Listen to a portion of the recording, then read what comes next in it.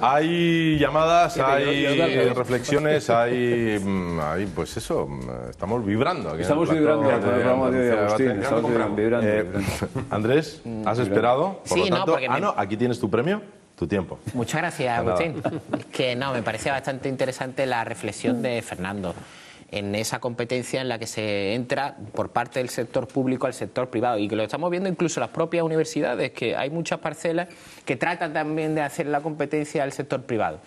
Yo creo que aquí hay que recurrir a ejemplos que tenemos hoy en ese anillo de empresas públicas de la Junta de Andalucía, que yo creo que la Junta debería reflexionar sobre esa administración paralela y sobre esas empresas públicas que se han ido engordando. No quiere tocarlas. Y que son... No quiere tocarlas. No quiere tocarlas, y ahí ha puesto una línea roja, ¿no? Entonces, casos concretos.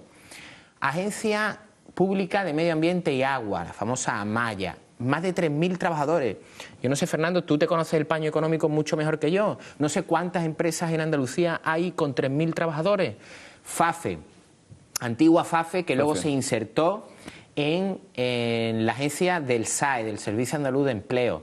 FAFE tenía 1.400 trabajadores. No sé cuántas empresas hay en Andalucía con 1.400 trabajadores. Yo conozco pocas, no conozco demasiadas.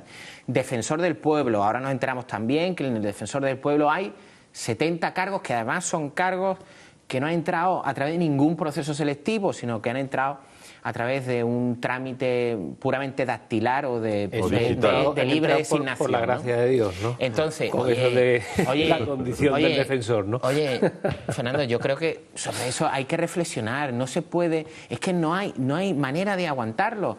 Que haya 2.000 empresas de este tipo, empresas públicas, con 2.000, con 3.000, con 4.000 trabajadores, cuando además habría que recordar sentencias no muy lejanas, bastante recientes, del Tribunal Superior de Justicia de Andalucía, cuando le estaban diciendo que esas mismas encomiendas de gestión, que son esos trabajos que se estaban encomendando o trasladando a estas empresas, muchos de ellos los podrían realizar la propia consejería porque, y esto es literal de más de una sentencia, porque la propia consejería cuenta con los recursos humanos y técnicos para llevarlo a cabo.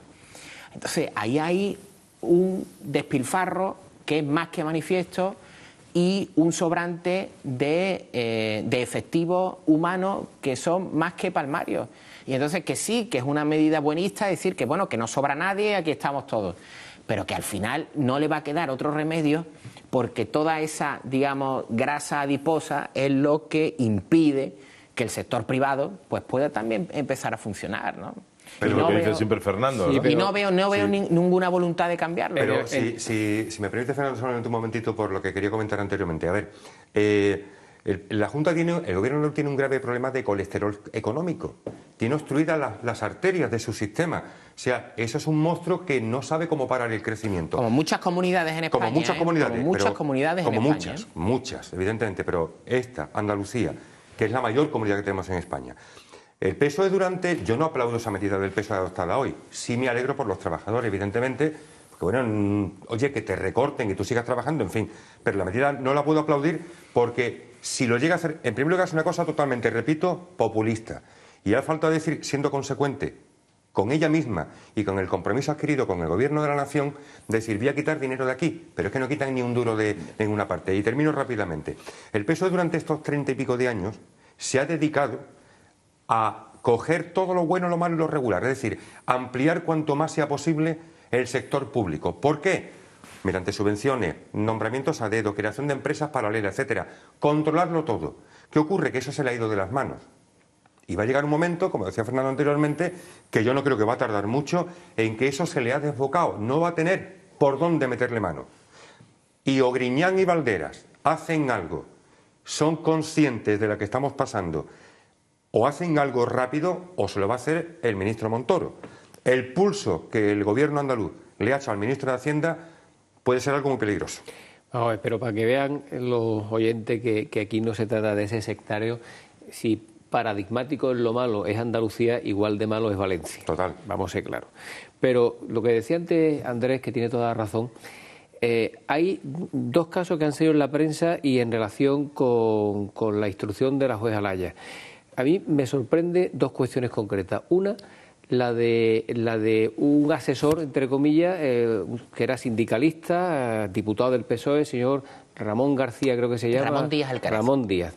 Y después otro tema que leía yo ayer o antes de ayer en el periódico, de un cese de una funcionaria que desempeñaba un cargo de libre designación, pero como funcionaria, y que había sido cesada por el señor Daniel Rivera, imputado en el tema también de los ERE, porque hacía caso omiso a las instrucciones dadas por la consejería, pero en contra de esas instrucciones del propio interventor.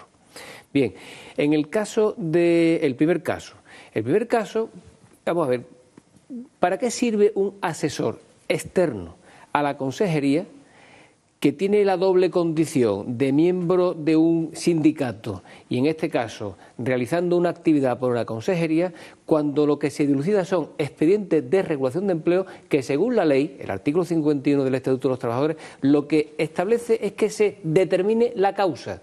Si la causa se acredita, el expediente hay que aceptarlo, cosa que en Andalucía, de forma absolutamente absurda, no se ha hecho nunca, porque, claro, quedaba el remedio del contencioso administrativo para el empresario y espera 5 años, cuando uno ya estaba absolutamente arruinado. Y el segundo caso, que es el caso que le tiene que estar ocurriendo, desgraciadamente, a muchísimos funcionarios que se ven en la disyuntiva de que su jefe le dice una cosa, la ley dice otra, incluso el interventor, que es un órgano de carácter técnico, pero que desde luego yo me fiaría siempre del interventor, está diciendo lo contrario de lo que dice la persona que ostenta el cargo de carácter político y de absoluta confianza en la estructura de poder de la Junta de Andalucía. Esto los tribunales tienen que empezar a meter mano en estas situaciones, necesariamente. Entonces, por decoro hacia esas personas que han sido cesadas aludiendo y alegando falta de confianza. ¿Por qué? Porque ha cumplido escrupulosamente la ley. Ese ha sido el motivo del cese. Pero a estas alturas, Fernando, no nos asustaremos a la hora de hablar de comisariado político en diversos estamentos de la Junta de Andalucía. Y me acuerdo, por ejemplo, esta mañana una información interesante y jugosa que aparecía en El Mundo de Andalucía, hablando de una lista hecha con pelos y señales, nombres, apellidos y filiaciones de personas afines dentro de la Junta en Málaga al Partido Socialista, precisamente a la hora de elaborar la esperadísima en relación de puestos ligados a las delegaciones de la Junta de Andalucía. Entonces, bueno, es que la Junta vale, los funcionarios vale, independencia, lo que queramos. Sí, muy breve, es que tenemos llamadas. Hay un componente político fortísimo. No, muy breve. En el caso que apuntaba Fernando de Ramón Díaz Alcaraz, pues claro, hablamos de FAFE antes, ¿no? Y de administración paralela. FAFE con sus 1.400 empleados. Pues Ramón Díaz Alcaraz, además, al igual que su hija, además, que está en FAFE, un familiar suyo, pues, ¿qué pasa? Que en esos puestos es mucho más fácil para que funcione el sistema irregular que está implantado poner a alguien que no es funcionario, porque Ramón Díaz Alcaraz no es funcionario, como tampoco lo era María José Rofa, que también estaba con él trabajando en ese engranaje, que poner a un funcionario que, por el blindaje que tiene de su puesto de trabajo, pues puede ser y será seguro mucho menos permeable a las presiones políticas. Se ha buscado personas que son mucho más permeables a esas presiones políticas. ¿Para qué? Pues para poder mantener un sistema que era claramente irregular. Aclarado. Vamos ahora sí con algunas llamadas que tenemos recogidas. Buenas tardes. Le llamo Sube un poco. Desde nuestra Málaga para decirle que el personal laboral de la administración, para unas cosas somos laborales y para otras somos funcionarios. Por lo que yo estoy viendo, creo que es así. Vaya, que con eso no significa que nos dependamos de un ministerio, pero vaya que somos funcionarios para unas cositas y personal laboral para otras. Pero vaya que al fin y al cabo nos las pegan todas en el mismo sitio, a todos. O sea, esa doble condición es imposible, porque el funcionario está sujeto al Estatuto de la Función Pública y el personal está sujeto a la legislación laboral, que es una legislación privada, de derecho privado. Por lo tanto, eso no es así. Que él entienda que cuando se le recorta se le recortan tanto al laboral como al funcionario dentro del concepto global de empleados públicos y que le están dando por todos lados por ser laboral, al menos desde la óptica de la crítica, pues es posible, pero que son una cosa cuando le interesa a unos y a otros cuando le interesa a otros, eso en absoluto. Vamos a por otra llamada. Sí, hola, buenos días. Mire, me llamo María, soy funcionaria de la Junta y quería hacer un comentario porque quería un poco que se hablara sobre el tema de por qué se han mantenido en la Junta tantas agencias, tantas fundaciones, tantos entes públicos, 20 y tantas mil personas han entrado a la administración sin ser fijas, sin oposición, y por lo contrario se ha rebajado el 10% del sueldo a todas las personas interinas. Vale, muchas gracias. Era justo lo que estábamos hablando. Estamos antes, hablando ¿no? de eso, ¿no? De esa gran variedad, ¿no? de empresas públicas existentes en la Junta de Andalucía, ¿no? Y a las 20.000 personas que aludía, pues son las 20.000 personas que entraron de empresas mercantiles, que tenían un régimen totalmente privado y que se insertan con un blindaje público tras la polémica ley de reordenación del sector público que se aprobó a principios de este año, del año pasado, perdón. Y entonces, pues a eso es lo que alude, ¿no? A esos famosos 20.000 enchufados, las comillas las pongo en boca del término que han utilizado las plataformas que tanto se han movido en contra de la ley de reordenación del sector público. En condiciones normales, perdona Fernando, en condiciones normales yo creo que una empresa pública como es la Radio Televisión Andaluza, Canal Sur, yo creo que tendría que estar ahora pensando qué iba a pasar en su futuro inmediato, sobre todo a raíz de lo que pasaba ayer, ¿no? De lo que conocíamos de ese expediente de regulación de empleo en la radiotelevisión, valenciana, ¿no? Pero claro, viendo las decisiones que se adoptan en el Consejo de Gobierno de hoy, con la devolución de esa paga extra de julio, con la oposición frontal a la política de recortes puesta en marcha por el Gobierno de España, bueno, mucho me temo que en el futuro inmediato no se espera ningún tipo de recorte en Canal Sur con esa plantilla que muchas veces hemos hablado de sobredimensión, ¿no? Para calificarlo, hay más de 1.500 trabajadores. Pero fijaros que yo hace un mes así di una conferencia en un pueblecito de Cádiz que vinieron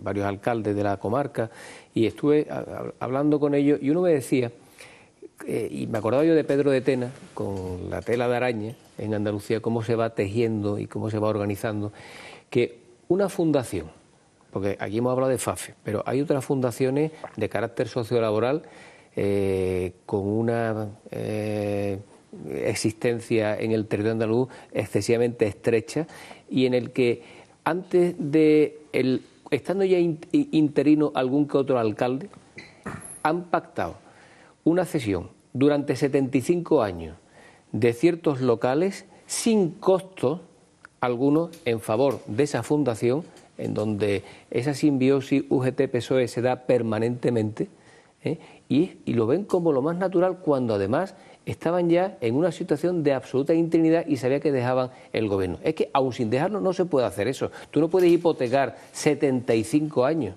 un ayuntamiento con una serie de locales en beneficio de una fundación que normalmente no son quienes mejor gestionan todo este tipo de productos, entre comillas. Bueno, pues eso es lo que está pasando en Andalucía hoy día cuando tenían la mosca de tal oreja de esa posibilidad de no acceder al gobierno, que aunque perdieron las elecciones, han accedido al gobierno como todos sabemos.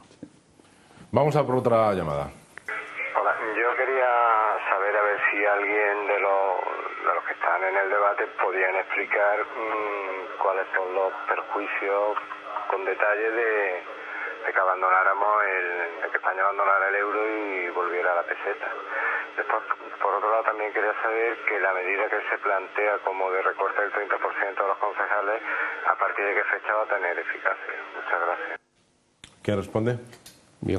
Vamos a ver, la vuelta, eso es simple, es muy complejo de explicar, pero de forma sintética se podría entender de forma gráfica. Si se vuelve a la peseta, como España recobra la soberanía en la determinación de la paridad de la moneda, para ajustar esa paridad a la realidad económica del país, eso supondría, hay una estimación hecha por el Servicio de Estudio del Banco de España de una devaluación entre el 40 y el 50%. Es decir, que de un día para otro seríamos directamente un 50% más pobres, directamente.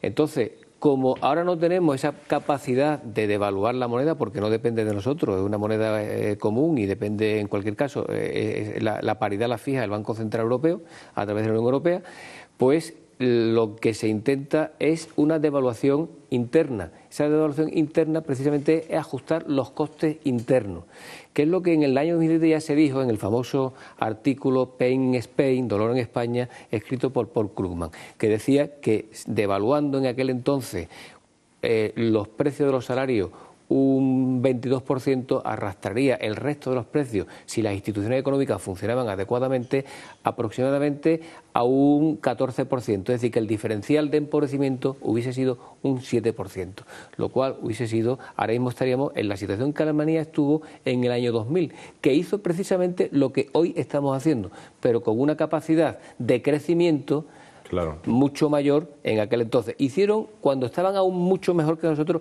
hicieron sus deberes. Nosotros estamos haciendo ahora en una situación de absoluta desesperanza y de absolutamente caos. Ese es el problema. Tenemos una semana para estudiar una oposición a notarías. Sí. Llegaremos. Pero sí, y a la otra pregunta que hacía le contesto yo, el recorte del 30% en el número de concejales está previsto que sea a partir del año 2015. 2015. 2015. Las próximas elecciones municipales. Ya veremos también esa medida. A mí me parece, próximas elecciones. Me parece que fue la medida, digamos, más medida escudo de todas las otras medidas que son más impopulares, y esta pues ejercía un poco ahí de escudo, ¿no? Pues esta sí que tiene un predicamento entre la gente que sí está deseando este tipo de medidas. Lo que pasa es que, claro, cierto esto, que no es de manera inmediata y que ya en 2015, a ver en 2015, ¿no? Me da tiempo muy rápidamente, Agustín. Sí, simplemente decir, no utilizar otra vez el mismo discurso manido, conocido, de decir si hubiésemos hecho. No, mira, estamos en verano y ahora hay muchos chavales, chicos y chicas, que están estudiando porque tienen en 2 meses que intentar por todos los medios sacar lo que no han hecho en 9, que es un curso escolar.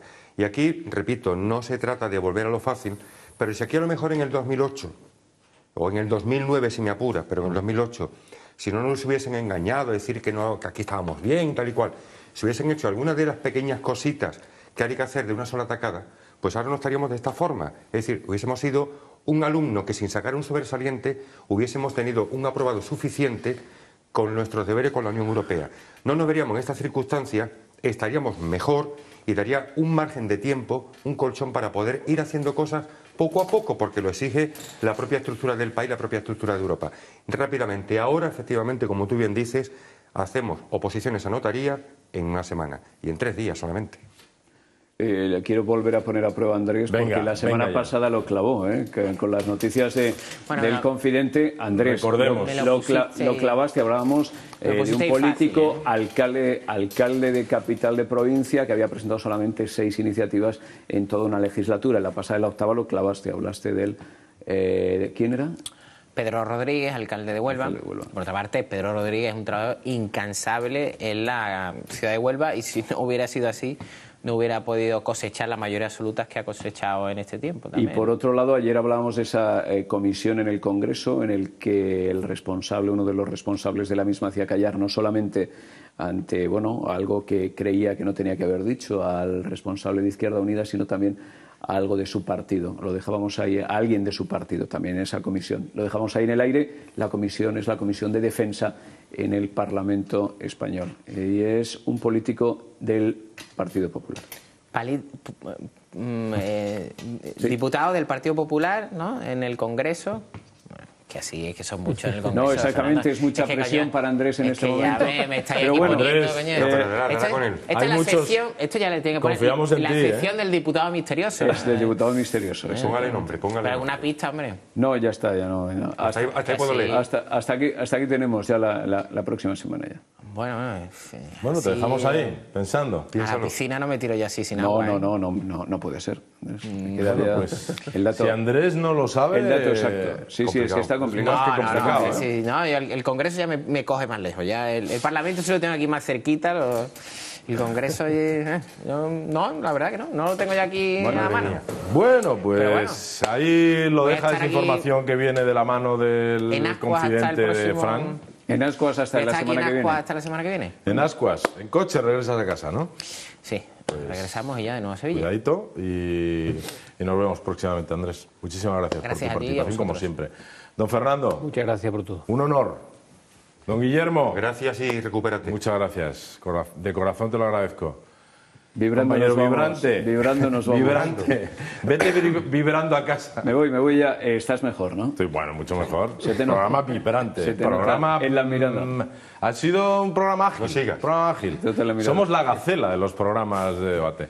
Nos vamos mañana más. Que descanséis si podéis y si os dejan. Mañana a las 8:30, Andalucía Debate. Gracias.